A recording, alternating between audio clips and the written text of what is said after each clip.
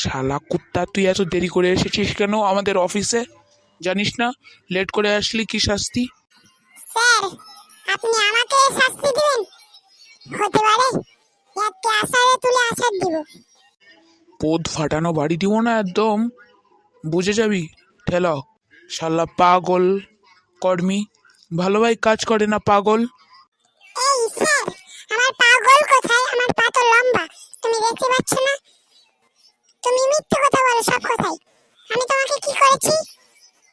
কিচ্ছু করিনি, তাও আমার দোষ যাচ্ছে।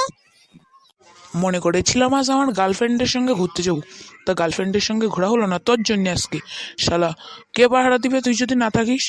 শালা তোর আর রাখবোই না কোম্পানিতে, বেরোই যা। বের হওয়ার আগে একটা কথা তো বলে যাই, স্যার, আপনার বউটাকে আমাকে দেবেন? হাত তেরি মা কা। Bye bye sir.